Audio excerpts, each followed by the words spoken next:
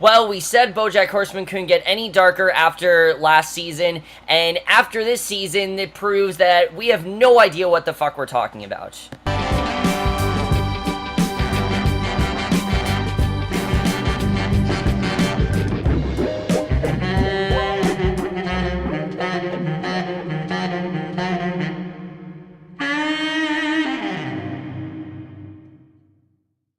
Hey guys, coming out of the season of BoJack Horseman, and yes guys, I just finished the season in 2 days, just like I did with Season 1, just like I did with Season 2, and of course I did it even faster for Season 3. In fact, I think it's probably the fastest I've ever finished a season, like, ever. It's just insane, and I don't know why it takes me such a short amount of time to go through BoJack Horseman, but it's just a show that's so easy to plow through. I mean, it's so addicting, it's so bingeable, and that's something I just love. Now, I was definitely really looking forward to this season, mainly because of the fact that how great Season 2 was, and for me, you know, this is how I'd say it. I say Season 1, I almost stopped watching because I didn't really like it, but then Season 1 showed me what potential the show could do. Season 2 built upon the potential and just put the show at its highest point, and I was a bit worried about Season 3, though, because I really thought, okay, Season 2 was so great, can Season 3 be better? And I really didn't know if Season 3 was going to be even as good as Season 2. I thought it was honestly going to be a disappointing season, but then that trailer came out, and that made me very happy,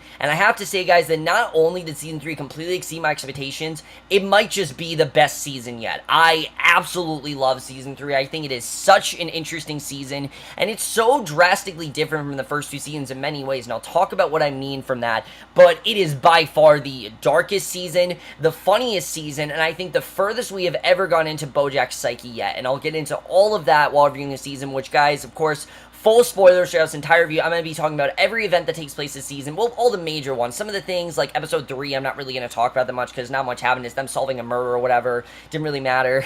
But other than that, I'm going to pretty much talk about everything. So, if you guys haven't seen the season of BoJack Horseman, don't watch the rest of this video. I'm going to basically spoil pretty much everything that happens in this season, and like I said, I obviously don't want you guys to be spoiled, because I want you guys to enjoy it, and I'm pretty sure that most of you haven't made it this far as I have with the show. You know, I'm pretty sure most of you are still binging Season 3, so just don't watch the rest of this review until you finish Season 3. So, let's just get into it.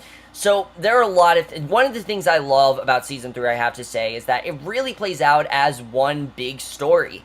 Everything connects in some way, even things you don't think connect very well, and that's something that I really did love, because a lot of this season feels very random, and feels very sporadic, but then you eventually realize it's kind of the point of the season, and I'm going to get into that in a little bit, but let's talk about, of course, the stuff going on with BoJack first, because there is a shit ton of stuff to talk about. Oh my god, I mean, it really is crazy. It was kind of soul-crushing in terms of my emotions and everything, kind of destroyed my soul a little bit, but basically, the basis of this season, I guess the basic plot is Secretariat, and how everyone wants it to be the comeback for BoJack. Everyone's trying to make Secretariat this huge success, while we see BoJack clearly isn't as, you know, he's kind of worried of what's going to happen with Secretariat. He's worried it's not going to be as good as it is. He definitely has a lot of regrets, and I really think that plays into this entire season. In fact, the BoJack we see this season is way different than the BoJack we saw in Seasons 1 and 2. The BoJack in Seasons 1 and 2 was very risk-taking, and he was very much, he was a risk-taker. He didn't really give a fuck about a lot of things. But Season 2 really changed him from the boat incident, which we'll get into in a little bit. But there are a lot of things about BoJack that are very different this season. That's something that I really loved, is how more focused we get into his character, because for the first half of the season, he's in New York. He's with this new publicist, Anna Spadakovica, I think that's how you pronounce her last name, who is played by Angela Bassett. I really did love her character. She is, of course, his publicist, also kind of like his life coach in many ways. She gives him advice and everything, and she really thinks this movie is going to be a huge success. You know, he's going on all these TV appearances, and very casually, in the middle of a TV appearance, someone brings up Horson around, and this immediately starts to, you know, stir him up a little bit, mainly because of the fact that these people are calling out Horson around and saying it's just another 90s sitcom, and how it's not that great of a show, and how there's just nothing really that great to it. And this really starts to rattle BoJack up in a way we haven't really seen before, because he immediately starts defending Horson around, because obviously it's such a big part of his life, and it's not as big as a part as everyone else's lives, and this really starts to hurt him. You know, he really thinks that, oh my god, people don't like Horson around. You can tell right in that first scene things are going on, but he's very casually just trying to be funny about it, but there definitely is very dark stuff stuff going on there. That's something that's very well done, is even funny scenes, there's something dark about it, and I think that definitely is something that works very well here, and I really did love. But basically, he's terrified of horsing around. He kind of gets into this idea of, can BoJack be successful post horsing around? Is he ever going to be able to get that success again? Is he ever going to be able to have that life again? Is that possible for him to have? Or is his life just gone to shit so much that he can't pick up the pieces and try to bring his life back together? Is there any way he can do that? And that's basically one of the big questions this season I absolutely love. Now, Anna Spadakova, getting back to her character, this is a character that is completely focused on two things: money and fame. That's all she cares about. She wants to be successful. She wants a lot of money, and that's what she seems to care about. She's kind of like BoJack was in the first season, kind of shallow, very much washed up, and you definitely do see that with her character. She's not washed up, definitely. She definitely is it together a lot more than BoJack. You definitely do see that. But there's definitely an interesting dynamic between these two. You can tell there's definitely some sort of romance between them eventually that we will get into. But right away, in that, like I said, in this first episode, you can tell that while BoJack is obviously excited about Secretariat, he has a lot of regrets, especially about LA, which I am very happy they touched upon. They really get into this very deep, and I am so happy with that, because for me, BoJack Horseman handled that like no other show has. Many other shows handle it so one-sided and handle it so cliched. I mean, I've never really seen a show handle a almost teen rape storyline as well as BoJack Horseman did, because again, BoJack for the first time ever didn't give in. He knew when to walk away, but this is one of his biggest regrets he's ever had. In fact, right in the first episode, there's a scene where he has sex with this girl who's a fan of him, but he's not just there to have sex with her. He's not just there to have a one-night stand and be like, bye-bye. That's not what he's there to do. He actually wants her to be there to talk to someone, because he can't really talk to anyone about it. I mean, no one really can relate to what he's going through. Plus, everyone has their own thing going on this season that he doesn't get to see them a lot. And he does see them a lot this season, but they kind of all have their own little individual thing going on. But he ends up talking to this girl about horsing around, you know, about the LA incident and everything. He tells her pretty much everything, and we find that she's a reporter. And this very much upsets him, because he doesn't really have anyone to talk to about it. And we'll get into that more in a little bit, because we do get a lot more into that in the last, 7 episodes of the season, which is just incredible, which I'll talk about. But this is all really tied in to another storyline that's going on, which is from 2007, of all things. And I was kind of confused as to why we're getting into this story, because what does 2007 have to do with any of this? I mean, I thought that, we basically have meant to believe that BoJack Horseman was on horsing around and they was just washed up after that happened. After everything that happened with Herb Kazaz and everything, it was just kind of washed up. But we realized that that's not the case. In fact, this is not the first time that BoJack has tried to make success after horsing around. He did it much longer ago in 2007, which I think is just a very interesting story, because you start out in episode 2 and you're like, okay, why am I seeing this? But right away you can definitely tell they're trying to tell a much bigger story here, because this is when him and Princess Carolyn were together. We see how she becomes his agent and everything, but he also gets this gig on the show simply called the BoJack Horseman Show, and that's all it's called. And basically this is meant to show the real side of BoJack. It's meant to get basically a more mature comedy, and it's going to be edgy, and it's a mockumentary. Unfortunately, the show is worse than anyone could have imagined. It completely goes to shit. Everyone hates it. It got canceled very quickly, and we know from the end of the second episode that the show was unsuccessful. And this really shows why BoJack is the way he is with Secretariat. The fact that the same thing happened with this, he's very worried the same scenario is going to happen here. Even though Secretariat's having a very good response and people are responding well to it, even when he's getting good reviews, he's still very tentative. And that's something that I absolutely love, is this more tentative side of him. He's very leery about certain things. He doesn't want to, do certain things like he would in the first season. He's not much of a risk taker. He's a lot more worried, and that's something that we really get into here. He's a much different character than we saw last season, because last season was him trying to get his life back together, and this season is really him, I think, really focused on his legacy. That's one of the big parts of the season, is BoJack's legacy. What is legacy going to be go down with? Is he going to be remembered as just some random horse and horsing around, or is he going to be remembered as a genuine movie star and a genuine actor? What does he really want to be? And that's something I think we really got into very well, and I really did love. But back to the whole thing of regrets, there's a lot more regrets that BoJack has. He also, one of his biggest regrets this season is with Kelsey. If you remember, Kelsey was the director of Secretariat, and of course he did in fact get her fired, and he deeply regrets this. In fact, episode 4 is definitely one of the highlights, I think, this entire show, because I have never really seen an episode quite like this, where there's almost no dialogue in episode 4. Episode 4 is a visual story in every way, shape, and form. There's barely any dialogue. There's one quick conversation with Anna Spadakova, and then he hangs up, and then the rest of the episode is just him trying to get to Kelsey, him trying to make a connection with her, and it kind of reminded me of Anomalisa, of him just trying to make a genuine connection, and I think it was really cool the way they did that. You see him, he's trying to get to Kelsey, he's trying to make up for everything he did. He writes this letter to her, but he also gets caught up in this other story with this little seahorse that he finds. The seahorse that he sees the seahorse mother just gave birth and well, not the seahorse mother gave birth.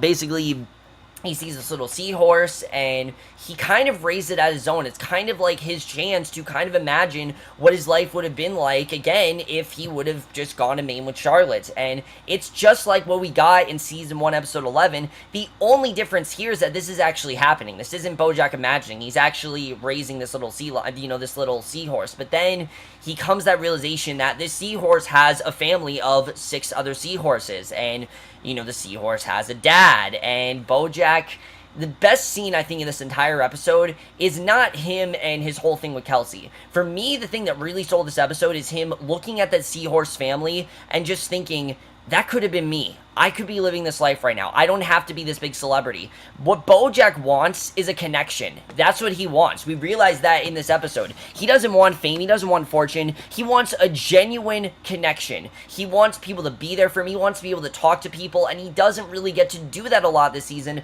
because everyone is so caught up in Secretariat that they don't really seem to give a shit about BoJack's personal life. And that's something I think that's very interesting and honestly kind of a realistic portrayal in many ways. And again, he's a horse, but that's something that this show just does so well, is that it is a animated show, but it's so realistic in the way it portrays this kind of issue, and I absolutely love the way that was done. And then it even is more tragic because at the end of episode 4, we see he's written the letter to Kelsey, and the ink is completely smudged because he's underwater and everything, and because he doesn't know what anyone's saying. There's a good visual gag at the end that I'll talk about when we get to more to laughs and things like that. But he looks at the letter, and it's completely smudged, and he completely ruined it. He wasn't able to say to Kelsey what he wanted to, and eventually he does get to talk to her, but again, he ends up ruining him. We'll get into that in a little bit, but that really doesn't end up working well for him either, so that really does suck. The other big regret he has this season comes in a little bit later, definitely. It comes in a little bit later. It's, not as focused, it's not as early in the season, it's a little bit later in the season, but it definitely, I think, is just as interesting as the other things I've been talking about.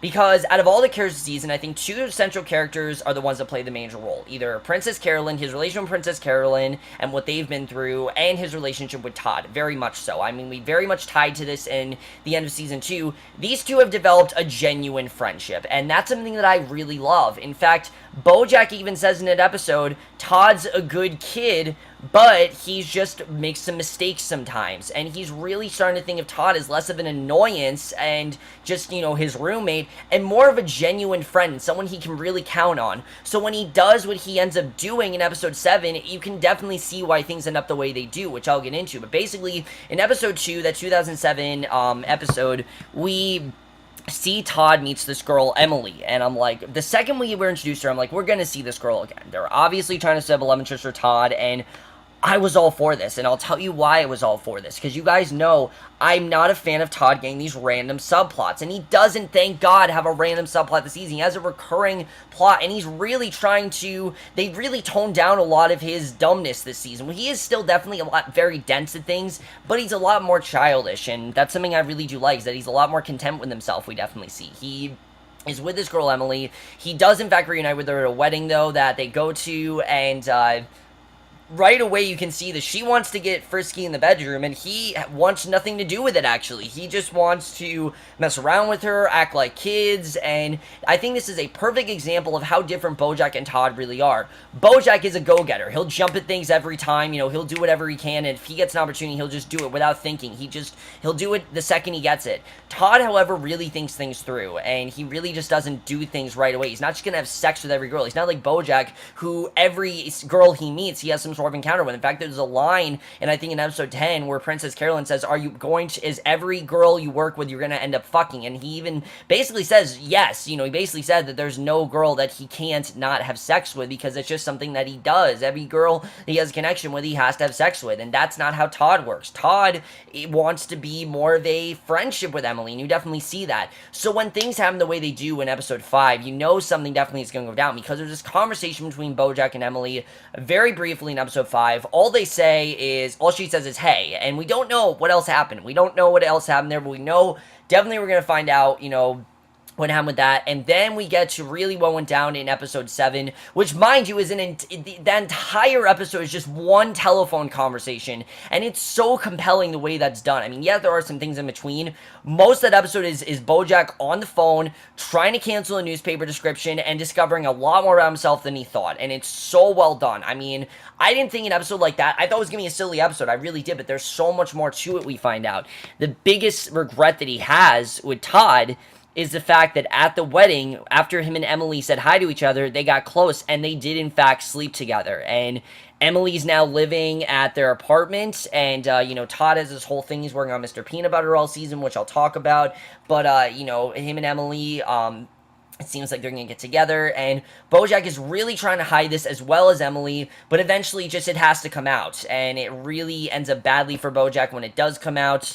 And eventual Todd confrontation in a second, but let's back up a little bit and get to episode 8, which is a really great episode about accepting offers and really about moving on, because a big part of the season is, okay, Secretary's a big hit, what does BoJack do after it? What is his next project going to be? He gets tied with 3 different projects, and his hands are very tied here because they are all very compelling offers, and the first one is from Princess Carolyn, who offers him this idea from David Pinchner, which I love the way they do just little jokes like that. I think are very fun. I'll get into that when we get, like I said, to the jokes and everything. But he has to accept a script, and it's kind of like a post-apocalypse kind of thing, and it's very adult, and he's playing a very different kind of character than he wants. He's playing a very different kind of character than he did in Secretariat, so he's got that. Then he gets a call from someone from Horsing Around. I can't remember his name right now, but he gets a call from him who wants to do like a new version of Horsing Around, and BoJack says yes to it because he wants a part in it, but then he basically shuts it down because he doesn't really want it. Then he's presented this new offer from Kelsey, and you're thinking, alright, finally this is going to be the chance for Kelsey and BoJack to reconnect. That's what you're thinking, because she gives him this script, and the idea is kind of genius, honestly. It's about this man that he works at a gas station, and he is, I think, a drunk, and his daughter and him, he argues with the daughter about jelly beans or whatever, so it's kind of like an independent film, but it's exactly what BoJack is looking for. He's looking to play a serious role. He doesn't want to be taken as this cartoon, and he wants to be taken seriously.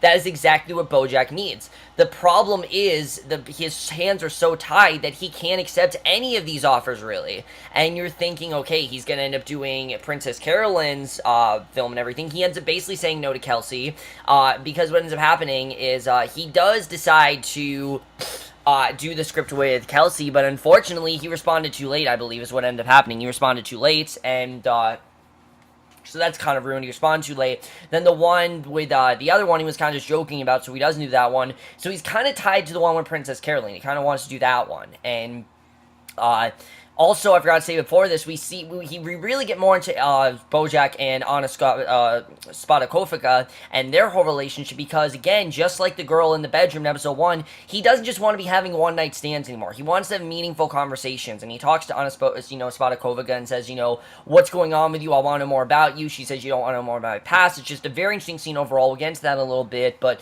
let's go to Princess Carolyn and BoJack, because their whole relationship is very interesting. They've been working for 23 years, and one of my favorite episodes entire season is entirely just one scene, and it's them at this dinner celebrating the 23-year anniversary of working together, and BoJack just outright fires her. He fires her right on the spot, says, I'm done with you, I don't want you to be my agent anymore, and he fires her, and it's such a big change for Princess Carolyn. All her life she has worked with BoJack, and she can't think of herself not working with him, but at the same time it's kind of good for her. Because, like I said, Princess Carolyn being this agent really is something she didn't realize how, stressful it was. And she kind of gets to get out of it. At the same time, she doesn't want to lose that friendship with BoJack. And this episode, they really get to come to a halt and realize that they are friends, but they just can't really work together anymore. And it's kind of sad, but they are still going to be friends in the long run. They just can't really work together anymore. It's kind of like the ending of, something that we've seen a lot in the show. Is that from the beginning, these two have worked together. And now they're not going to work together anymore. He says goodbye to her pretty much, and it's definitely very sad. But then we get to episode 11, which is really when things get crazy, which is the Oscars. And this is something that everyone was hyping up for. In fact, I heard people say that the season's going to end with the Oscars, and we could not have been more wrong with the way this played out. But I love the way it's played out as well, because basically what ends up happening is BoJack is, in fact, seemingly nominated for an Oscar. And what I love about this is that when he's nominated, he feels absolutely nothing. Why? Because he had absolutely nothing to do with the role. He knows deep down he was not at all a part of this. I mean, it was not him that played the role. It was, this robot or whatever that they dubbed in. And he knows that none of this success was his doing. And he feels like this is pointless. He feels this is just another meaningless thing in his life. It doesn't matter at all to him. And that's the thing I think is very interesting here. And basically, on a sarcophagus, they convince him to throw this huge party, and everything's going well. Diane warns him that she's really worried about him, that something bad's going to happen, because this always seems to happen to him. Something good happens, and then he ends up get into a very deep depression, and probably the worst possible thing happens because Mr. Peanut Butter was the one that read the Oscars, but we find out in a flashback that he was with Todd. He lost the Oscar nominations, and they came with them on their own, and basically, those were the Oscar nominations, but unfortunately, they were caught by the people who were supposed to have, the votes and everything, and BoJack, we find out, was not nominated for an Oscar, and even though he didn't care now, he actually seems to care now. Like, he genuinely feels crushed. The fact that just for a few minutes, he felt like he was on top of the world, and now it's all come crashing down. All of that success, all the work people have said, everything people have said about Secretariat, he feels is done. Even though it is a movie that is getting good praise, he feels it's done. He feels like he's not going to hear it anymore. He feels like he's a failure, and it's just this incredible scene, and I love the way that was done, especially the way that we hear that loud noise go on when he says you're not nominated for an Oscar. BoJack's obviously freaking out. He wants nothing to do with him. He just wants to kind of be away, and this is when he goes to Todd, he tells him everything that's going on, and this is when we finally get the conversation between these two, because I think the entire season has been pretty much leading up to this conversation, really, this conversation between these two. And like I said, even though these two, they don't have a ton of screen time together in this season, well, they do, but not like a ton of stuff. This really is their biggest conflict this season. This is really what everything was leading up to, we basically see. Basically, BoJack goes to Todd, and he tries to talk to him what's going on. Todd knows something happened with Emily, because obviously Emily left. He felt it wasn't good for her. BoJack's wondering where Emily is, and Todd knows that something happened there. But what I love about Todd is that he doesn't suspect the worst. He thinks that it's just some secret that he was keeping or something like that. He didn't even suspect that those two had sex. He didn't even fathom that idea going through his mind that someone that BoJack calls his best friend would actually have sex with someone like Emily. And he obviously freaks out. And what he says to BoJack is, I think, one of the most soul-crushing things and one of the most real things we have ever heard Todd said. And this is one of the reasons why I love this season so much, because of what they did with Todd. They turned Todd from a really ridiculous buffoon to a much more serious character that actually is very well established. I think finally Todd has turned to a three-dimensional character, and this scene just finally proves that. Because he says to BoJack straight out, he says, I know that you're not happy, I know that you're in this depression, but it's not about the past, it's not about, the memories, it's not about Secretariat, it's you. It's all been you, it's always been you, and you're the one that put yourself in this depression, and it pretty much ends their friendship. I mean, these two seem to no longer be friends anymore, and honestly, I am with Todd on this. How can you forgive someone who did something like that? Who the one girl you seem to somewhat have a chance with completely fucked it up, and now it seems like there's no chance for these two to be friends again. It's a very sad scene, but it really sets the stage for episode 11, which is when things just get insane, which let's just talk about it. Now, commonly in BoJack Horseman, it's, like I said, most times, the penultimate episode is the big game changer of the season.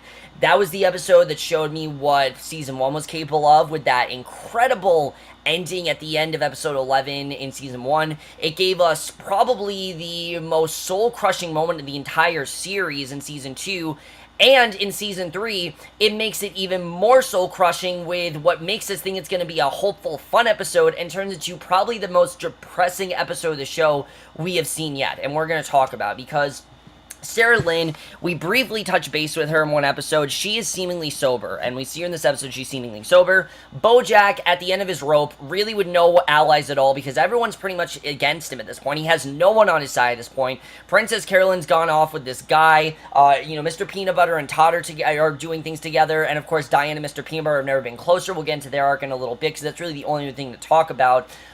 BoJack's all alone, and he contacts Sarah Lynn, says you want to have fun for a little bit, and they go on this huge drug binge and alcohol binge, which we basically are to suspect goes on for weeks, not just a couple days, weeks. Like this, he keeps blacking out throughout the entire episode, and it's such a well-done device the way they did that, just to show that even BoJack can't handle this. Even someone like BoJack, who can handle anything, he can't handle the drugs, and Sarah Lynn, you can just tell throughout this, she's really starting to reflect on what's going on, and she talks to him about, the best thing to do is to make these amends. The problem is, half of the amends he makes are fake, because he's so high off his rocker that half of these amends he's making aren't even really amends. I mean, there's this guy he thinks looks like Todd, and it's not really Todd. Diane and Mr. Peanut Butter, he ends up trashing their apartment, and things like that, so it doesn't really work out with them. And then Anna even tries to pull him out of it. She tells him the story about her being a lifeguard and how you're supposed to save someone and how she realizes she can't save him. And it's really her saying goodbye, I think. It's really her saying, look, I tried to save you, but I realized I can't save someone who's already broken, because she just can't do that anymore. And he needs to realize that she can't save him. I don't think it's that he can't save anyone, it's that she can't save him. And I think she's definitely realizing that here. So that obviously doesn't go well. But then we get to the final 6 minutes of this episode, which is just... I did not think the show was capable of going any darker than Escape to LA was, but it did. It did, and what happens here, I still can't get over. I honestly, it crushed my soul. It really did, because they go to Penny's house, not Penny's house, the last place he makes, and he doesn't remember, the last amend he wants to make is with Penny. Obviously, that whole situation that went down with her and Charlotte and everything, which he goes in this great rant in this AA meeting, and it's a great scene. I absolutely love the way that was done, which, 12-step meeting, but AA meeting, kind of the same thing. But basically, he goes to Penny, and she sees, and she tries to not make himself notice, but unfortunately he does make himself notice, and the second she sees him, a light bulb just goes off. She realizes who she is, says, get away from me, I want nothing to do with you, and he is terrified. He thinks he ruined her life. He thinks that he made her parents get divorced. I mean, there's so many things going through his head, and he's really freaking out as to what he did, and Sarah Lynn saying that she seems okay and everything, and she even says to him, you made me okay. So it's very interesting the way that was done.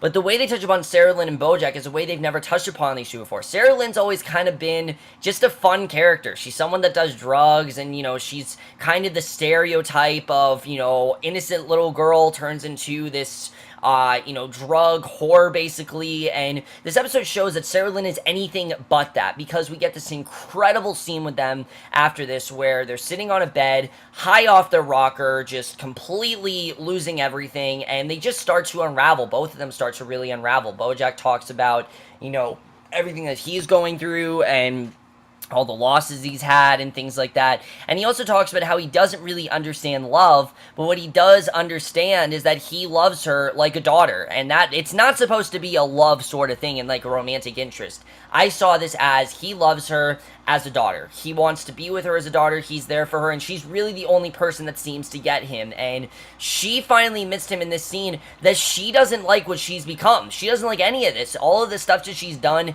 she's finally reflecting that she hates this version of herself. She doesn't like the clothes. She doesn't like the fake boobs. None of it. This is not her at all. This is not all she wanted to become, but it's what she became. She had to accept it, and the one way he's going to turn her life around, take her to the planetarium, the one thing that she wanted to do, and right when it seems like he has it all, and these two are really hitting it off and really bonding, he talks to her in the planetarium, he's calling out for Sarah Lynn is not responding, and we very quickly realize that Sarah Lynn is dead. I don't know how the show can get darker than that, honestly. I was just like, what? First of all, I at first thought this was just going to be a fun episode. I was like, okay, it's going to be a fun episode. They're going on a road trip or whatever. But then when we got to that scene, I'm like, there's definitely going to be something more here. And here's my question to you guys that I'm kind of wondering.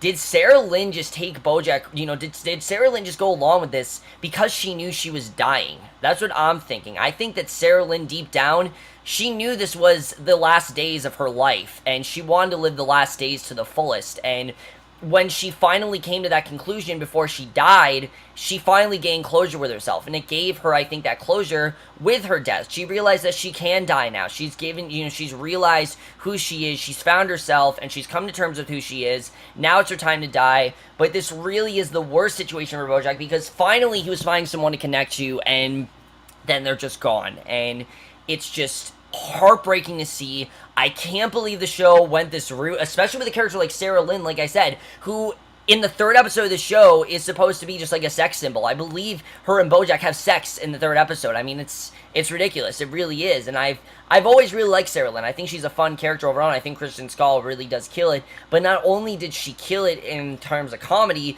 but she really showed her ability here. I mean, Sarah Lynn is, I think, one of the best characters we've had in the show, because all along, she's been living a lie. She's been living in a lie. She's been living something that she doesn't want, and I think we're kind of starting to see that with BoJack as well. But that's everything that goes down with BoJack this season. But that's everything that goes down with for BoJack this season. I know there's a lot to talk about. We'll get into that in the finale there, because there is definitely stuff that happens in the finale. A lot of stuff happens in the finale, actually. But before we get to the finale, we just have to talk about one more thing, which is Diana and Mr. Peanut Butter. Not a ton of stuff going on here, but what I like about this is that they made it seem like these two were at the end of their relationship, and that this was going to be, their last days as a married couple. It really seemed like last season that there was no hope, that these two were going to split up. And we see they started the season in completely different directions. Diana's working for Princess Carolyn, and Todd's working for Mr. Peanut Butter. We see Mr. Peanut Butter has like this huge company and everything that Diana doesn't really support because she's a feminist and things that's going on there. And eventually they get into this huge fight, and she's not talking to him for some reason. She's not talking to him. He doesn't understand why. They finally get to talk, and Diana realizes in this moment that she's pregnant. She realizes that she's pregnant. She did some drugs, and she goes to Miss Peanut Butter, and she goes to the doctor, tells her that she's pregnant, and immediately she wants an abortion. But you see that Mr. Peanut Butter's not so sure about it. And honestly, they took what could have been a very cliche topic and turned it into something a lot more meaningful, in the sense of them really showing what it means to have an abortion. They didn't try to demonize abortion. In fact, they kind of showed why it can be a good thing, and how it can be a motivation for some people, and how it can show how strong someone is. And that's something I really love, but it also touches upon the subject of, is this something we should really talk about in public? And I think they did that very, very well. It focuses on Sextina, this octopus who wants to who basically is faking an abortion for her fans, which is a ridiculous storyline, but also ties into Diana, who wants to have this abortion and eventually does go through with it, and this actually brings her and Mr. Peanut Butter closer together, and I really do like seeing that. I thought that definitely was very well done. My only complaint, though, really, is that Diana doesn't have a ton to do here. I mean, other than that, she's not really the most developed character this season. Thing is, though, her season's not about her. The season is about BoJack, Princess Carolyn, and Todd. Those are the characters we're focusing on. So those two, they just don't get as much to do in this season, and it's fine. I mean, Diana had a ton of stuff to do in Season 1, she had good stuff in Season 2, and she has good stuff in this season. I just want them to give her a little bit more to do, and Season 4 definitely hints that she's going to get more to do. So that's really the only other arc I'll talk about, is what happened between Mr. Peanut Butter and Diane. And then I guess the only other thing to talk about in terms of, what happened is, in terms of production and things like that, like I said, this, without a doubt, this is the funniest season we've had. I mean, there are so many visual gags in this season that I just loved. You could just pause every episode, look at the movie posters in the background. Absolutely genius. Absolutely genius. I was laughing my ass off at so many little things, and just so many subtle jokes that I absolutely loved, and I thought were so well handled. Just like changing the celebrity names. I mean, they really went all out in terms of giving us a funny season. I was laughing my ass off constantly, but I was also crying so much. That's something the show can do so well. It projects so many emotions in you. You can go from laughing to crying in a second, and That's something I think they just did so well. I absolutely love that. I think, like I said, by far this is the funniest season. I laughed so much. I thought there were so many funny scenes in this season. But at the same time, most of those funny scenes, there is something dark in those scenes. Like I said, in episode 2, you know, there are some things. The 2007 stuff is great, but there's very sad stuff in episode 2, definitely, especially the ending where we find the show got canceled. And then episode 4, probably the funniest show of the entire season, with BoJack realizing that he could talk underwater all along. It's still kind of tragic because he could have talked to Kelsey. He could have had that meaningful conversation with her if he would have just turned the button on. That's why she was avoiding him, because he wasn't saying anything, and it obviously freaked her out. You know, she wanted to talk to him, and she couldn't, and it's because of the fact that he didn't realize that you had to turn the thing on. So I thought that definitely was very interesting. Really good gags there. Really did enjoy it overall. Really add to the season, and definitely, like I said, for me, even though this was the most darkest season, it's also the funniest season I think the show has ever done. I have never laughed harder at this show. I think this season was so funny. Absolutely loved it, and this continues to be one of the funniest shows on TV by far. But now I'm going to get into the season finale, guys, which this season finale, I mean, it's not really fun to talk about. It's not, because this is a soul-crushing finale that is not at all fun to watch, but it is kind of fun to watch as well, and that's something I do like, is that this finale is not completely depressing, and is by far the best finale BoJack's ever done, because I always think of BoJack Horseman like this. The first 11 episodes are leading up to the penultimate episode. The penultimate episode basically answers the main question of the season. Episode 12 is them wrapping up the season and showing what's going to happen in the next season.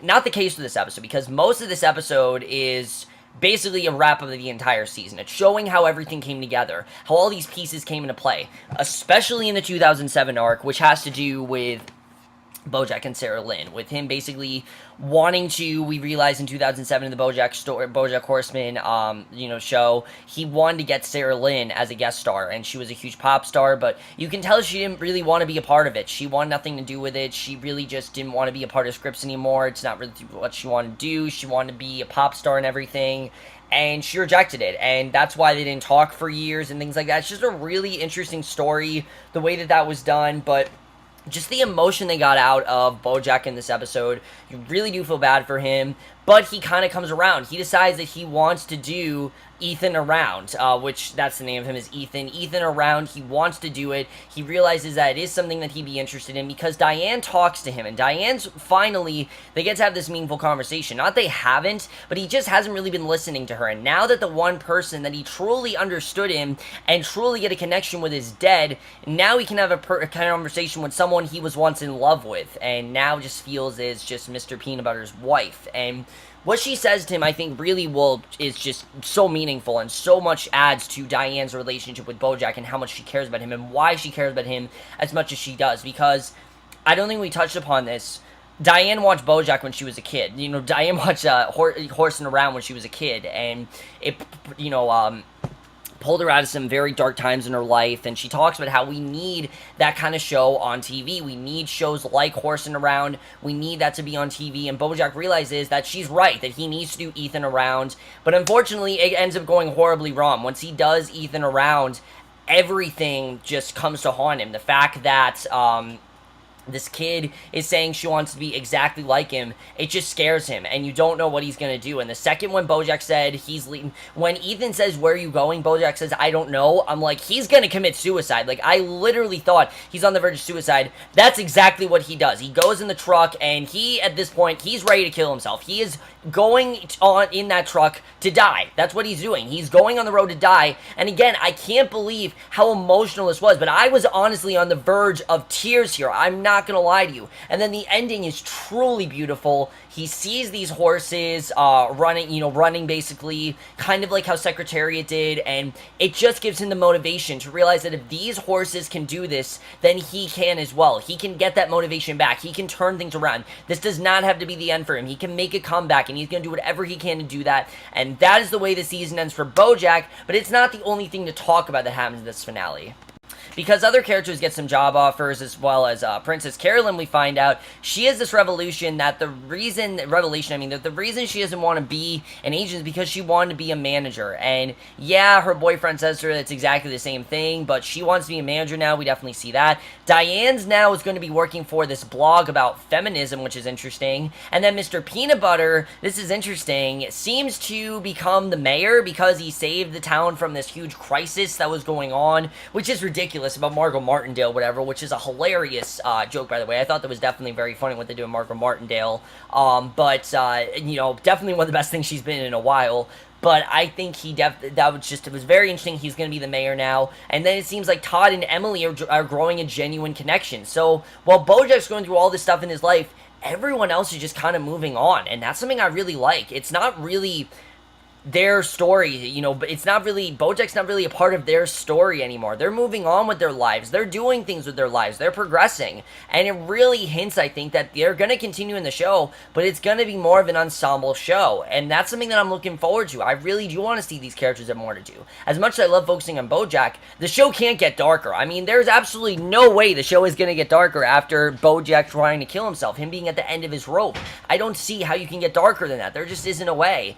And I'm really looking forward to seeing what ends up happening next season. I think it perfectly sets things up for what happens next season.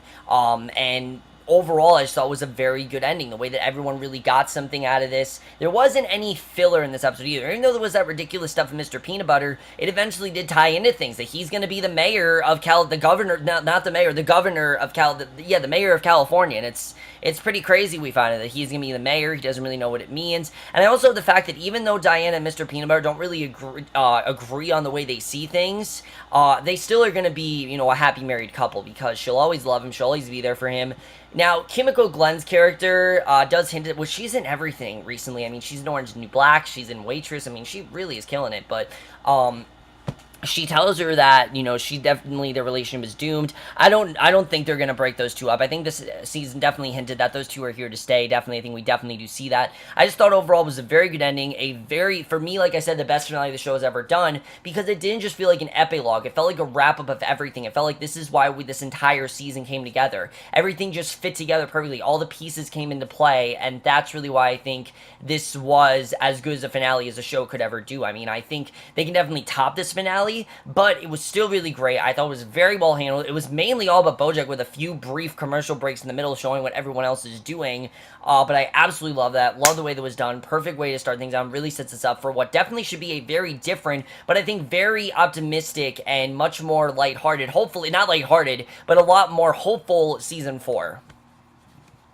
So overall, guys, I absolutely love BoJack Horseman Season 3. This was so much more than I thought it was going to be. It goes into so many dark topics such as PTSD and, you know, a legacy and really can you top success and everything? You know, are you going to stay successful and things like that? And really went into BoJack's mind in a way we haven't really seen before. And also because of the risks it took. Like I said, there are a lot more risk-taking episodes, such as the episode with no talking, the episode where it's entirely a phone conversation. Just little things that very much could be divisive. They make it so much more interesting, and I absolutely love that. I think it's really cool the way they did that. And of course, I am definitely giving BoJack Horseman Season 3 a 5 out of 5 or an A+, without a doubt. I mean, this for me is the best season the show has ever done. I absolutely love this season. Things, like I said, that didn't make sense eventually did make sense. Everything just tied in so well. Felt like they were telling one big story, and really, to me, I think if you've stuck with the show this long, this really is as good as the show will be. I don't know if they'll be able to top it from here. I really don't. Again, I didn't think they could top Season 2, so maybe they could.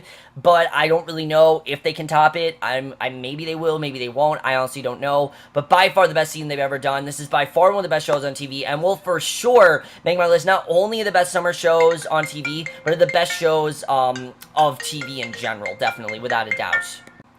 So overall, guys, in my review of BoJack Horseman Season 3, let me know what you guys thought of the season. You have seen it. What did you think of how different it was compared to the first two seasons? Love to hear your thoughts on that. And I will see you guys in my next video, which will be for Outcast. I know I meant to review that last night. The episode hadn't gotten online way too late, and that's why I wasn't able to review it till today. But I will see you guys for that. Okay, bye.